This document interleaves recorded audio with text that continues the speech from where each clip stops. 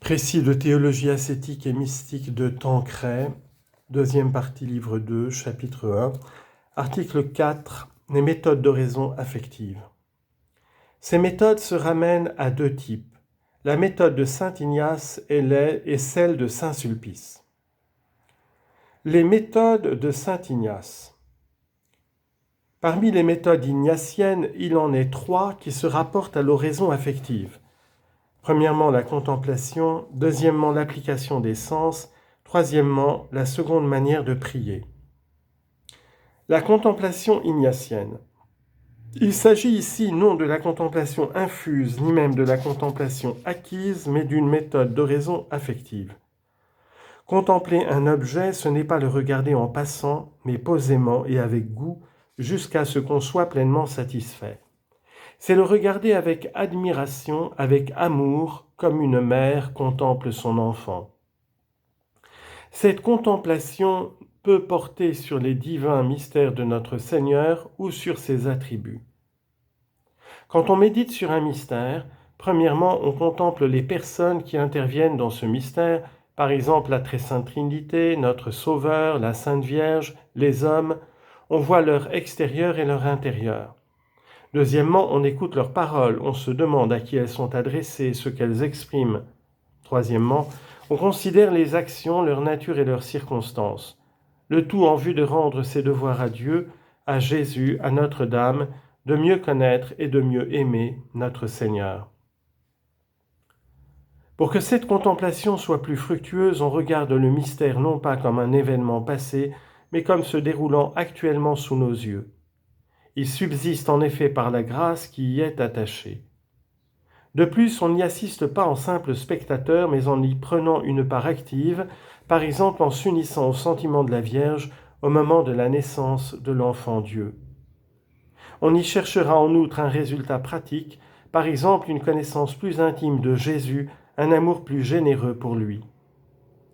Comme on le voit, il est facile de faire rentrer dans ce cadre tous les sentiments d'admiration, d'adoration, de reconnaissance, d'amour envers Dieu, comme aussi de componction, de confusion, de contrition à la vue de nos péchés, et enfin toutes les prières que nous pouvons faire pour nous et pour les autres. Pour que la multiplicité de ces affections ne nuise pas à la paix et à la tranquillité de l'âme, on n'oubliera pas cette remarque si sage de saint Ignace, citation, « Si j'éprouve dans un point les sentiments que je voulais exciter en moi, je m'y arrêterai et reposerai, sans me mettre en peine de passer outre, jusqu'à ce que mon âme soit pleinement satisfaite. Car ce n'est pas l'abondance de la science qui rassasie l'âme et la satisfait, mais le sentiment et le goût intérieur des vérités qu'elle médite. » Fin de citation. Deuxièmement, l'application des 5 sens. On désigne sous ce nom une manière de méditer très simple et très affectueuse. Elle consiste à exercer les 5 sens imaginatifs ou spirituels sur quelques mystères de notre Seigneur, afin de faire pénétrer plus avant dans notre âme toutes les circonstances de ce mystère et d'exciter dans notre cœur de pieux sentiments et de bonnes résolutions. Prenons un exemple tiré du mystère de Noël. Application de la vue. Je vois le petit enfant dans la crèche, cette paille sur laquelle il est couché, c'est l'ange qui l'enveloppe. Je vois ses petites mains qui tremblent de froid, ses yeux mouillés de larmes. C'est mon Dieu, je l'adore avec une foi vive. Je vois la Sainte Vierge, quelle modestie, quelle beauté céleste. Je la vois qui prend l'enfant Jésus dans ses bras, qui l'enveloppe de l'ange, qui le presse sur son cœur et le couche sur la paille. C'est son Fils et c'est mon Dieu. J'admire, je prie. Je pense à la Sainte Communion, c'est le même Jésus que je reçois. Ai-je la même foi, le même amour? Deuxièmement, application de l'ouïe. J'entends les vagissements du divin enfant, les gémissements que lui arrache la souffrance. Il a froid, il souffre surtout de l'ingratitude des hommes. J'entends les paroles de son cœur, au cœur de sa Sainte Mère, la réponse de celle-ci, réponse pleine de foi, d'adoration, d'humilité, d'amour, et je m'unis à ses sentiments. Troisièmement, application de l'odorat. Je respire le parfum des vertus de la crèche, la bonne odeur de Jésus-Christ, et je supplie mon Sauveur de me donner ce sens spirituel qui me permettra de respirer le parfum de son humilité. Quatrièmement, application du goût. Je goûte le bonheur d'être avec Jésus, Marie, Joseph, le bonheur de les aimer, et pour le mieux goûter, je resterai silencieusement tout près de mon Sauveur. Cinquièmement, application du toucher. Je touche de mes mains avec un pieux respect la crèche et la paille où mon Sauveur est couché, je les baise avec amour, et si le divin enfant veut bien me le permettre, je baise ses petits pieds sacrés.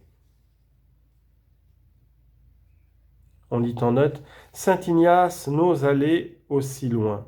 D'autres saints l'ont osé et on peut les imiter si la grâce nous y porte. Fin de note.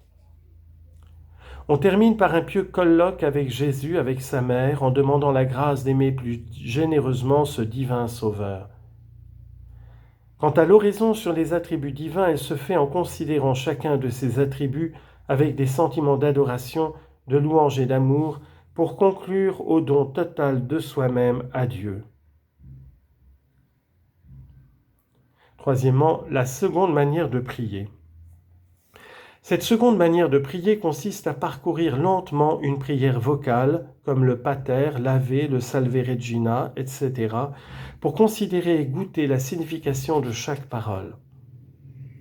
Ainsi, pour le Pater, vous considérerez le premier mot et vous dites « Ô mon Dieu, vous l'Éternel, le Tout-Puissant, le Créateur de toutes choses, vous m'avez adopté pour enfant, vous êtes mon Père. Vous l'êtes parce que vous m'avez communiqué au baptême une participation à votre vie divine et que chaque jour vous l'augmentez en mon âme. Vous l'êtes parce que vous m'aimez comme jamais aucun père, aucune mère n'a aimé son enfant, parce que vous avez pour moi une sollicitude toute paternelle. » On demeure sur ce premier mot tant qu'on y trouve des significations et des sentiments qui apportent quelque lumière, force ou consolation. S'il arrive même qu'une ou deux paroles fournissent une matière suffisante pour tout le temps de l'oraison, on ne se met pas en peine de passer outre. On goûte ces paroles, on en tire quelques conclusions pratiques et on prie pour pouvoir l'accomplir.